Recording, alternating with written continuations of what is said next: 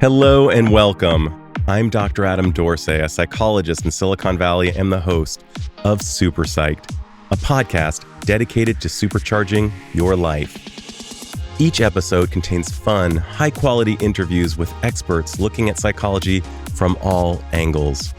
SuperPsyched is your tool to get more of what you want in your life and less of what you don't. Do you, or does anyone you know, ever feel like work is a stressful grind? I'm guessing the answer is a definite yes. But fear not, help is here. My guest, psychologist, TED speaker, podcaster, and best-selling author, Dr. Guy Winch, is making his heroic return to the SuperPsyched podcast for his second episode with me, as he just wrote a new book called Mind Over Grind: How to Break Free When Work Hijacks Your Life. I loved this book. It was full of immediately actionable tips, and so did Wharton professor Adam Grant, who said, "This insightful book is filled with useful ideas for curing work stress." As you'll hear, Guy is brilliant and very relatable. Here's what New York Times bestselling author of Maybe You Should Talk to Someone, Lori Gottlieb, who is his co-host on the Dear Therapist podcast, said about him in a recent conversation with me. You know, when you meet someone and they seem incredibly warm and thoughtful, and they think about the world in an interesting way, and you say, I want to spend more time with this person.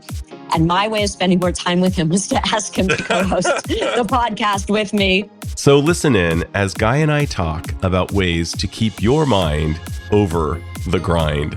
Dr. Guy Winch, who has asked me to call him Guy, welcome to SuperPsyched. Thank you very much for having me again. It's a pleasure to be back. Cannot even tell you how happy I was when I learned that you had written Mind Over Grind, a book, by the way, which should be required reading for anyone who is working or who loves someone who is working. This is a scintillating read. The words do jump off the page. They land perfectly.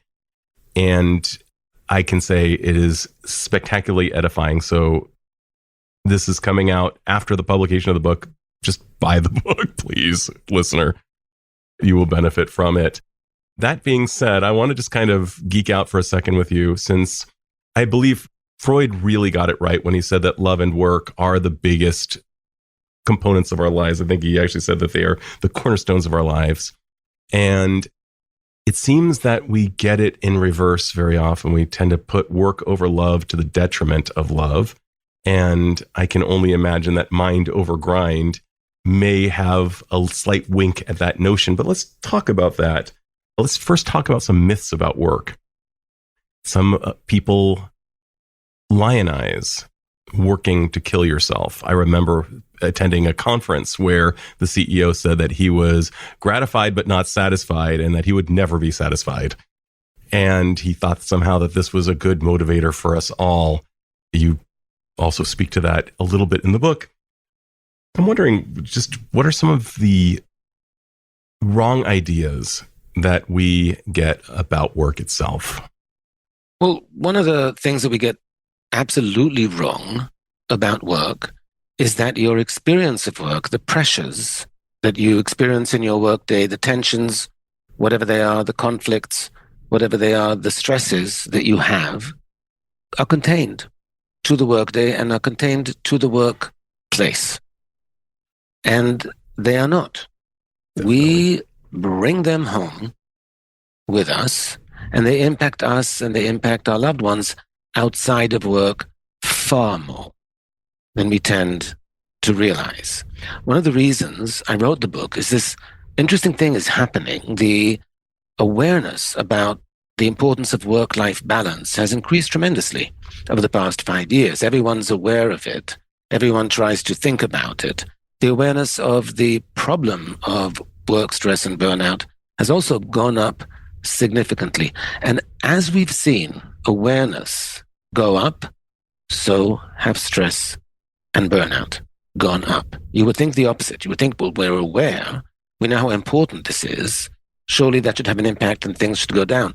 They're going up because we do not know how to manage the work we have and our work psychologically. I mean, both in the workplace and without. Guy, that resonates so strongly with me. And you even cited that in 2017, bullying at the workplace was at approximately 19% and has gone up in 2024 to 32%. That is a spectacular rise. And that is reflected in the accounts I hear from people in my office. My jaw is on the floor so often when I hear about the nightmares people are facing with narcissistic and just cruel bosses and coworkers. And it seems to be more prevalent than ever. Do you have any idea of what the smoking gun is here? What's going on? The pressures of the workplace have gone up. In early pandemic, there was the Great Resignation where people, were getting a lot of help from the government and they all felt empowered. Well, we are leaving. And since then, there's been quite a rebound. The power from being in the hands of the employee has shifted back to the employer. And it's become a really difficult workplace. It's become really harsh for a lot of people. And those stresses, those pressures, those tensions are a boiling pot for all. And so it's stressing everyone out. The first thing that goes is civility. The first thing that goes is patience. The first thing that goes is cooperation. It's much more of a dog-eat-dog world at all levels of an organization, at all industries. And that is what's pressing on people. And that's what it's bringing out of people. It terrifies me because I think about the world that my sons will work in. And one of the reasons that I aim to promote greater emotional intelligence, and I know you do too, is because I want my children to work in a world with more EI, emotional intelligence, than perhaps AI. And I'm wondering if you were to create a playbook for a new CEO of, say, a startup who wanted to create a company where we could optimize human health as well as productivity, what might it look like? It would look like past guest you've had on the show. You're laughing because you know where I'm going. It would look like a company run by a psychologist called Gil. Winch. I'm a big fan. Happens to be my twin brother. And that is a company whose core philosophy is caring. And it ripples down from the CEO and my sister-in-law, they run the company together, all the way through. Caring leads to greater productivity, to greater engagement. And caring is really not that difficult to create when it's a core principle, when you truly believe it. And of course, my brother and his wife do. But that's what it would look like. It would look like a company in which people feel cared for, seen. When they have problems, they feel comfortable talking about them, voicing them, seeking solutions together. It's not a utopia because companies are companies. There's a bottom line to reach, their pressures, their tensions, their difficulties, their fights, they're all of it. But the fundamental spirit there is positive.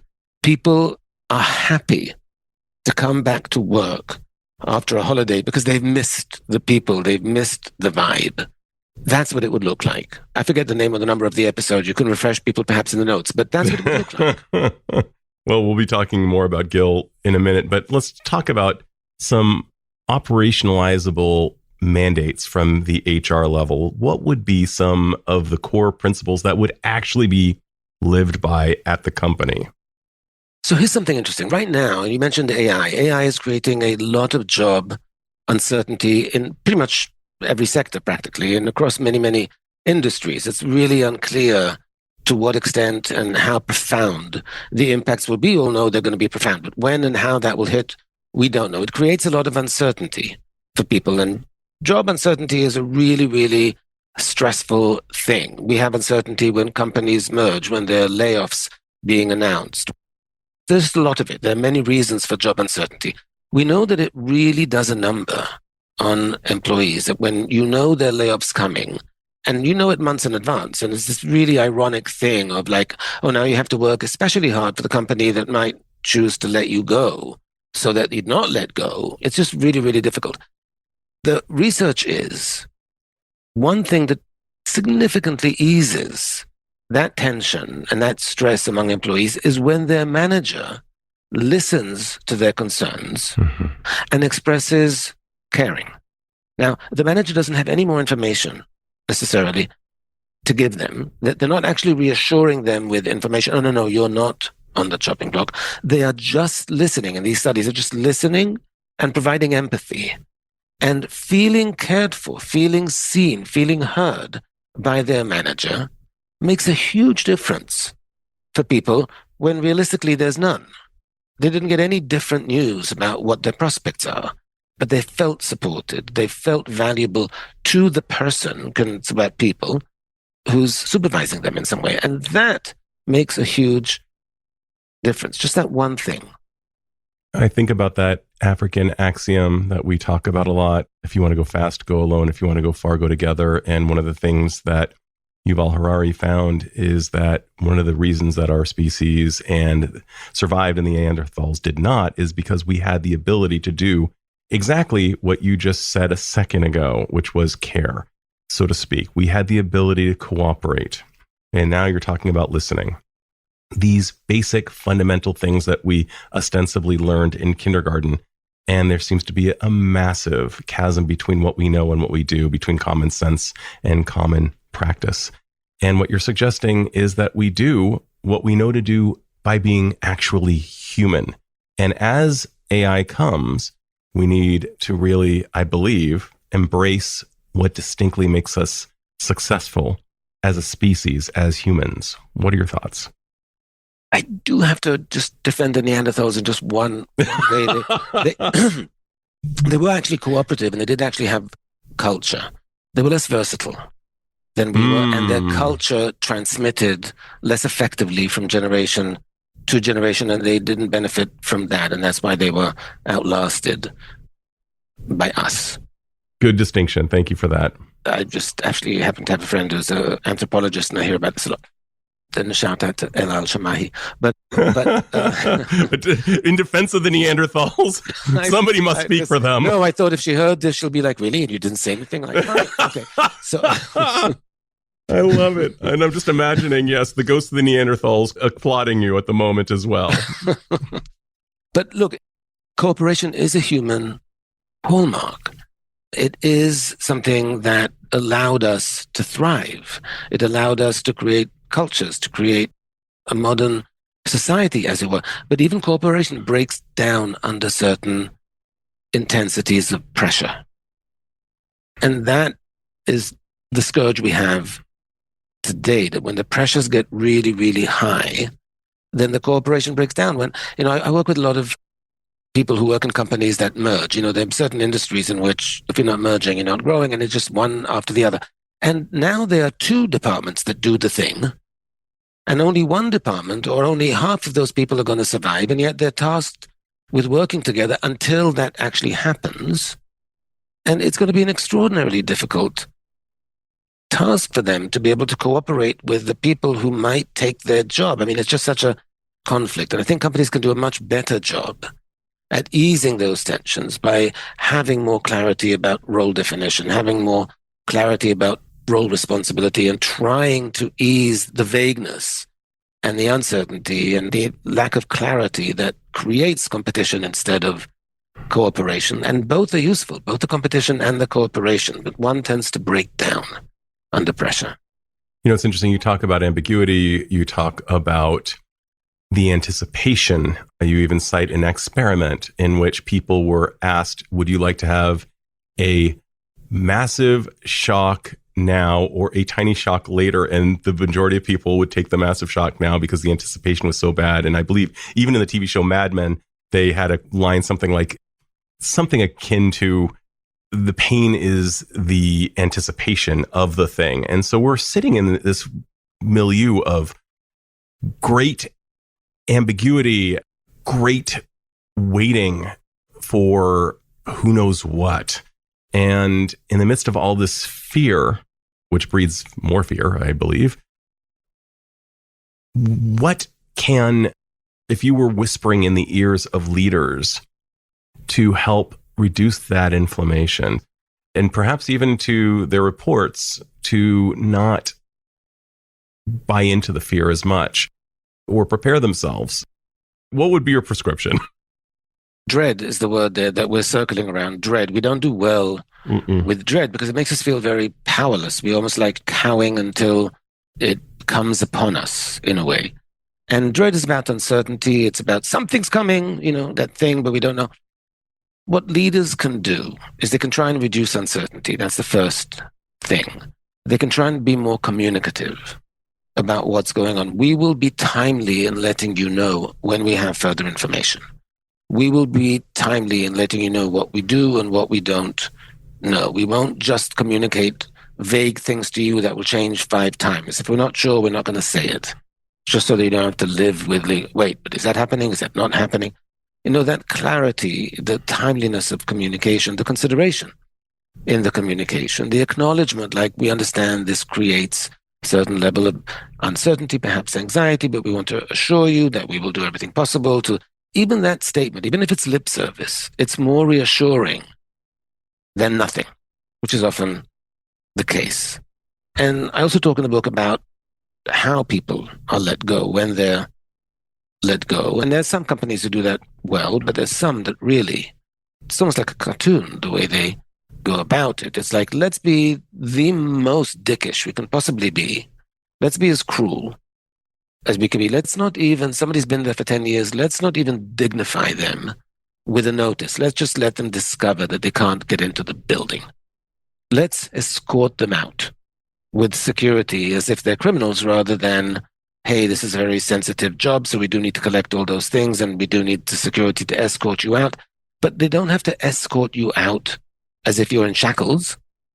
They can give you a salute on the way out. They're just different ways of doing things. But I just want to say one thing about what the dread does. Dread is one of those things, and the uncertainty and the anxiety that comes with it, that is immense fodder for rumination. It's the thing that we go home after work and we ruminate about and we obsess about and we dwell on. Our friend just got laid off and the way they found out is security showed up in their office and, we need to see you out. And do I have a minute to pack my things? Can I well, you have 5. That kind of thing. And when that happens, you go home and you can't get it out of your mind. Or when you get some kind of notice that's really upsetting, or suddenly you're in a meeting with a group that might replace you and it's a very, very hostile meeting, you go home and you keep replaying it and you keep thinking about it and dwelling about it, and you are not present at all with your family, with your partner, with your friends, with whatever it is that you're doing. And that rumination can go on for hours and hours and hours a week. And the problem with it is that it's not just unpaid overtime that you're doing, because basically, and I say this all the time, if you're thinking about work, you're at work. Such a great... And I don't care where you are, you're at work. Your workday does not end when you leave the office or when you close your laptop. Your workday ends when you stop thinking about work. And if you're ruminating all evening about this upsetting thing that happened, that distressing thing that happened, then not only are you at work, and not only you're doing this overtime that's unpaid, you're actually not achieving anything that's productive, because you're not problem solving. You're not sitting there and going, okay, given this uncertainty, what are my options? A, I need to look at my resume. Let me brush that up. Let me start reaching out and networking and see what my options are. I will wait until such and such, and my trigger point will be when this happens, then I will actually really start looking. Like, you're not making a plan. All of those things, those kinds of action items, that problem solving kind of thinking eases stress, dread, and anxiety. What rumination does is it's just spinning. It's like you're in an emotional hamster wheel and you're just running and running and getting absolutely nowhere. But the worst thing that that's doing is it's activating your stress response. This is why burnout happens, because we're not de-stressing in the after hours. We're still mentally at work. we're preoccupied, we're ruminating, we're obsessing, we're dwelling. We remain switched on, highly activated.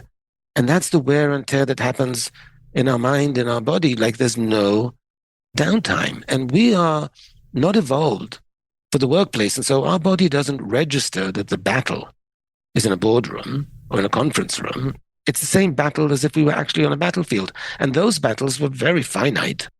There was a rest at the end of the day. Everyone withdrew to their camps. There was R&R, and the war was over at some point.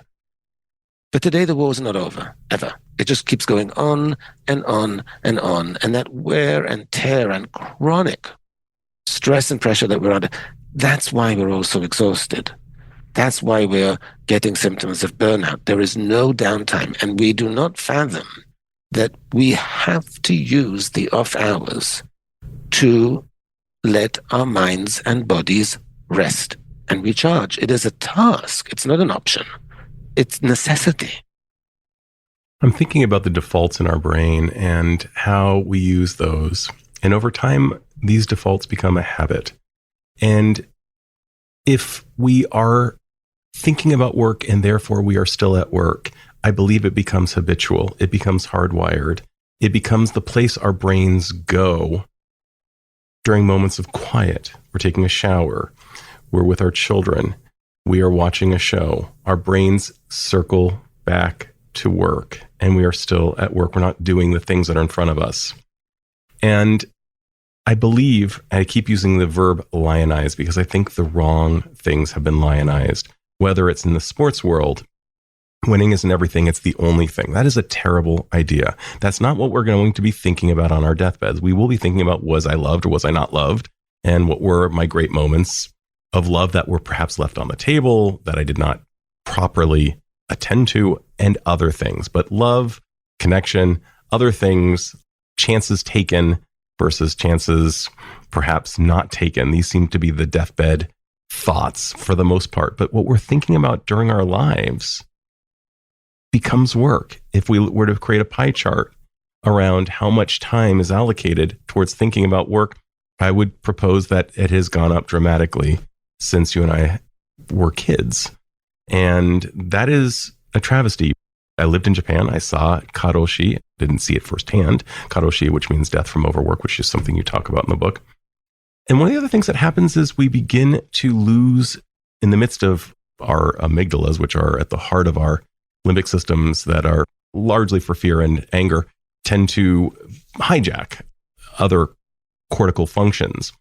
And I believe that also becomes habitual, and we become less creative. And there was this beautiful moment in your book where you talk about you being in a perpetual amygdala hijack, perpetual exhaustion during one of your internships. And you called your brother Gil, who gave you some advice about a couch that you couldn't see because you were so full of stress.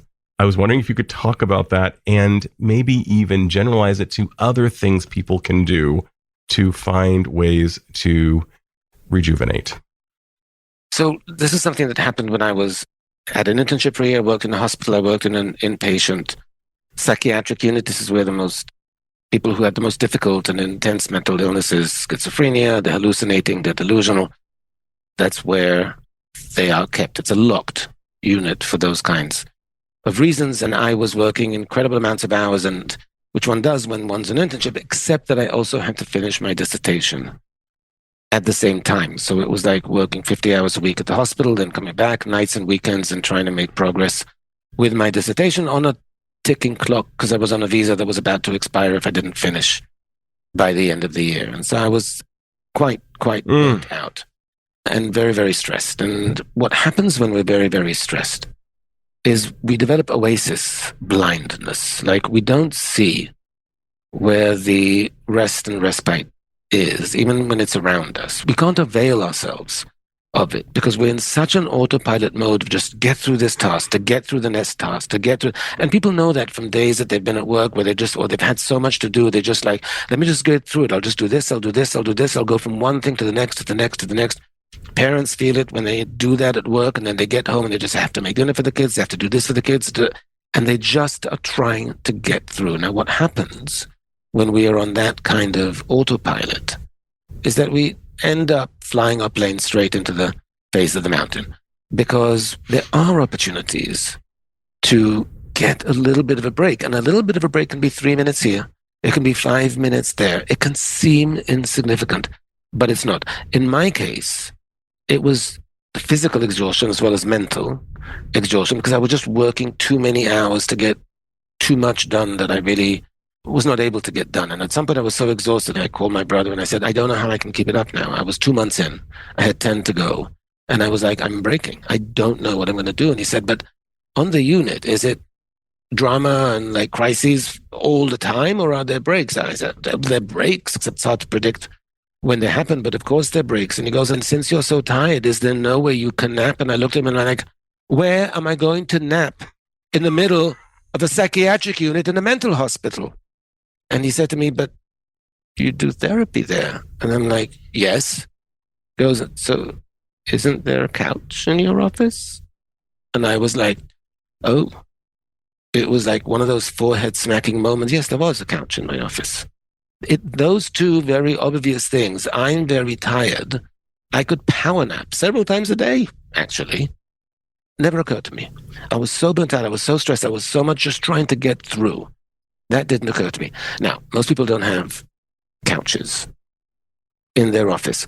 But what they do have is the 5 minutes here, 10 minutes there. And unfortunately, what most people tend to do with that time on these very intense days is go straight to their phones and go to social media. And that is doing nothing. That is not refreshing them. It's distracting them for a few minutes until the next thing. So there's a lot of research, and I go through a lot of it in the book, about what is restorative. What breaks can you take in 2 minutes, in 5 minutes, in 10 minutes that actually would be restorative? And it depends on what you do, because, if you're, an accountant or an editor, then maybe doing a word puzzle is not the right thing for you, because that really quite wouldn't be a break. But if you're going to go onto your phone, call someone, do a video call for 5 minutes with someone, call grandma, call your mom, call your dad, call a good friend, 5 minutes, because seeing a smiling face, it just takes you out of where you are. It's actually quite refreshing. Do a few minutes of push-ups, if you can, or sit-ups or something to get your blood flowing and your heart pumping, because it's like an Etch-a-Sketch. It's kind of a reset mentally. If you have the ability, sit outside for 10 minutes, be near nature. I live in New York City. That's not necessarily easy. Go find a tree when you need one. It's not necessarily easy to do, but if you can, then that 10 minutes sitting on the grass or having a walk in a park or something like that, it is a different thing. It is quite refreshing. And so it's like, even during these difficult days, don't just get through them by putting your head down, like lift your head. And the whole thrust of the book really is that we need to be more intentional and deliberate about how we manage ourselves to weather these storms, and especially the storm that we're in now in the workplace, because we can do so much better if we actually are a little bit more knowledgeable about what's effective, what isn't, what we need to do, and how we need to override the instincts that are not serving us at all. And you wrote a book called Mind Over Grind, and we live in a state of grind over mind. And when we are in that grind over mind, we lack imagination. We can't see the sofa right in front of us. And when we go into social media, it puts us into states of FOMO. It puts us into states of other unhealthy places. They are non-rejuvenating rabbit holes, as I call them. And you very wisely come up with various hacks I shouldn't call them hacks, but some of them are hacks. Yeah, some of the true hacks, including how to vacation well. And I was wondering if you could talk about the art of vacationing well. I want to say why I had that chapter. It's the last chapter in the book. It's a wonderful chapter. Because in the book, I follow 5 characters. It's not full of like 100 different examples of clients I've worked with. There are 5 people we follow throughout the entire book. So it's their narrative story, each of them in their workplace over a certain period of time, and each of the hardships that they go through, that between the 5 represent the most common experiences that we have. in the workplace. And there's a few examples of me thrown there in between. But we follow the 5, and they all get to this very difficult decision point of do they stay or do they go at some point? Because the last chapter before last in the book was, do we stay or do I go? In other words, if you've done all of this to try and help yourself, because the whole point of the book is there's a lot you can do to help your own situation, to have less stress, less burnout, to improve your emotional health in and out of the workplace and everything. But if you've done all of that and it's still bad, here's how to decide whether to stay or whether to go. That was the last chapter in the proposal that I wrote for the book. That is a downer of a chapter to end the book with, because of those 5 people, they've all gone through hardships and it doesn't end well for a few of them. And so I thought, well, that's kind of upsetting. And then, my editor was like, you have this whole section about breaks. I want you in that chapter about how to take effective breaks, etc. Talk about vacations as well. I'm like, you know what? I'm going to talk about that at the end of the book. Because I want to end at something a little bit more positive. Because each of these 5 characters, when they made a decision point, actually their next thing, which I encouraged them to do, was to take a certain vacation. One person could afford to do it for 48 hours. One could afford to do it for longer because they had a much bigger life decision to make. And there's science about how to take restorative vacations. So I'm going to give you just one tip. It might be obvious for some people, but it's so not obvious because no one does it.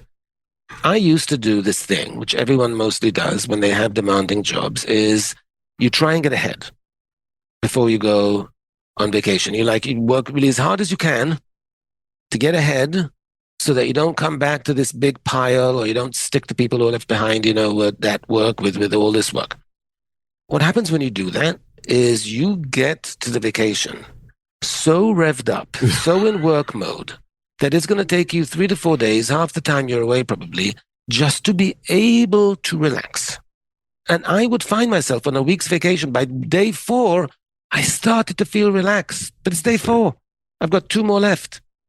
And so I developed this idea, which again, it's not the most brilliant thing in the world, but it makes a lot of common sense, is I rest before the vacation. I don't try and get ahead. I actually spend the last 2 or 3 days, evenings, before I go on vacation, relaxing as much as possible. I don't make plans to tax myself. I try and get an early night's sleep. I try and lower the gears. I'm usually in 4th or 5th gear. I try and get to the vacation in 2nd or 3rd. Because from there, going down to 1st or 2nd takes me a day. I can then hit the ground, not running, whatever that thing would be, right? I can hit the ground in vacation mode and actually start to benefit from the vacation from day 1. And wow, what a difference that makes. Suddenly the vacations are much more effective. They don't feel like I got there in relaxation, in vacation mode from the beginning. And it makes a huge difference. That is such an important one. I'm so busy trying to kick ass that up until the plane takes off, I am in 5th gear, and I can see, and I've even said it takes me 3 to 4 days to begin to neutralize. So that is spectacular. It's interesting. Was it a genius moment of Gil to notice that there was a couch? Not necessarily. He was pointing out the so-called obvious, except for the fact that it wasn't obvious. You were in Mission Impossible state. You were 2 months into a really, really tough challenge that was so understandably pressured that you couldn't see the damn couch. And I keep bringing that up because so many of us fail to see the proverbial couches in front of us. And I had never seen that idea of not kicking ass until taking off. I need to find a way to do that, to really maximize vacation. I remember learning about swimmers who tended to win their heats in races in the Olympics. And these were the ones who got into the water quicker. They found a way to start stroking before the other people were. And you have done that on vacation mode. You figured out a way to get more relaxed. And here's a corollary of something that I just want to bring up this because it's another thing that, it'll make sense when I say it, but none of us does it. I said earlier that the need to recover from the workday, from the stress and tension and activation of the workday, is a physiological and psychological necessity. When you're job is intense, whether because you're self-employed and you love it, or because it's just a very difficult circumstance and everything in between, the recovery part is essential. Here's the mistake that most of us make. We have a very difficult day at work, and we get home and we feel totally drained. We get, how many times I'm just so wiped out. And then for people who don't have young children that need taken care of, even if they do and they're in bed by 8:39, you then like, I'm just going to veg out and binge whatever show I'm watching, sprawl on the couch and go to my screens. And what happens is that if you do that and you're relaxing the entire evening, let's say you had 3 hours after work and you're relaxing the entire time, you're going to wake up feeling tired the next day for one reason. Our mind does not distinguish well between physical exhaustion and mental exhaustion. Most of us sit for a living. We're not running around. We're not lifting boxes. Most of us. We are not physically wiped out when we get home. We are mentally wiped out when we get home, and we confuse the two. I couldn't possibly go to the gym. I couldn't possibly go and meet that friend or go to that party. I couldn't possibly get up and paint for half an hour or work on something. I'm too wiped out. I couldn't start organizing the garage because that's just beyond me right now. No, it's not. You are not physically exhausted. You're mentally exhausted. And we know from the research that's been done, and this is research that's quite robust, that in order to recover from the workday, it is not about rest alone. Rest alone won't deplete your batteries further. What it will not do is recharge them. To recharge, to feel revitalized, rejuvenated, you actually have to do something active that revitalizes you, that rejuvenates you, that speaks to you, that makes you feel like you, that's different from work. If you're athletic, yes, you need to work out. And if you're an extrovert, then yes, you need to socialize. And if you're a maker, you need to make something. And if you're an organizer or a creative, you need to be creative or organizing, whatever the thing is for you. And everyone knows this. When you force yourself to get off the couch, despite how quote unquote wiped out you feel, and you do, and you go to the gym, I know this for myself. And when I force myself and I go for a run and I come back, I just ran for 45 minutes. You would think I would come back way more tired than before I left. No, I come back completely energized. Sure. And we know that, but we get that wrong all the time. And this is, again, another reason of our chronic exhaustion. We are not recharging. We are vegging. And vegging does not recharge. And it's just another example of how we have to override our instincts or what we think our body is telling us about what we need. We have to override our natural impulse of how we manage a highly stressful environment at work or a highly pressured environment at home or the combination thereof, and do what's wise and what's correct rather than what we feel we need, because we get that wrong all the time. Well, Guy, that's wonderful. My penultimate question is always this: is there anything I should have asked but haven't yet asked? The book covers a lot of ground, so I could point out 20 other interesting things that we could be talking about. And boy, would I love it if we could, because that's how much I love the book and how much I love being with you. But one thing I want to point out, just that we didn't have a chance to talk about as much, and that's, I said that there's a huge impact on our relationships, but there's a huge impact on our parenting as well.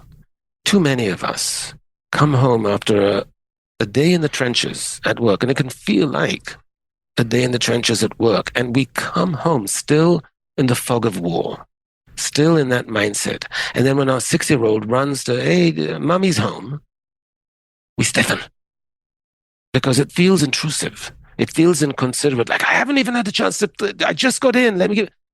And that's how we're feeling in that moment. But that's not what the 6-year-old understands, or the 10-year-old, or whatever. They just want your attention. And so we have to be more aware about how we transfer this experience we have, the mindset we have, the energy we have, the psychology we have at work or during the work day, because many of us work from home, during the work day, and how much more deliberate we are. And I do talk about how to do that in the book. We won't have time to get into it now, but how much more deliberate we have to be in shifting that so that we can be present with our loved ones, whether they're friends, their family, their spouses, whatever they are. We can be present in our lives and not just be going through the motions while we're checked out and somewhere else. That's something that happens to almost everyone a lot. Beautiful. And from my penultimate to my ultimate, and I'm going to change it from last time. If you had the power to confer upon all humanity one insight as it pertained to work that would dramatically improve the lives of workers and those around them, as you've just mentioned, what would that insight or practice be? And how do you imagine it would improve the lives of the individual as well as those around that individual? The most important thing you can do after the workday is mentally, psychologically detach from work. If there was a hinge in our brain that we could decouple and let those cars separate, that would be ideal. There isn't. There are other ways of doing it. There are techniques, there's tools, some of them are hacks that I cover in the book of how to do it. Work is where we spend most of our time. It's where we make our money. It's where we get sources of self-esteem and success. And it's very, very important. It's an integral part of our lives. It's a critical part of our lives. But we have to contain it. We have to keep it within the space to which it should be contained so that we can live outside of it. To do that, we have to be much more intentional and much more deliberate than we currently. And that begins with being able to detach from the workday and be present then in whatever we're doing. And I don't care, and maybe you are vegging for 3 hours and binging a show.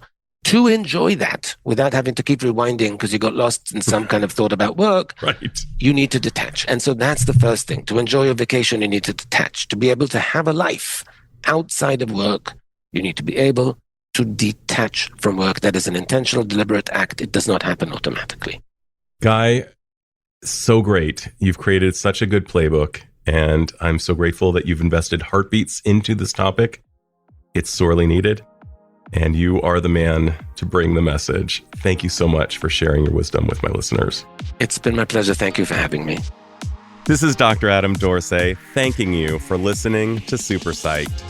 If you know anyone who might like it or who might benefit from listening, share it. And if you like the episode, please hit subscribe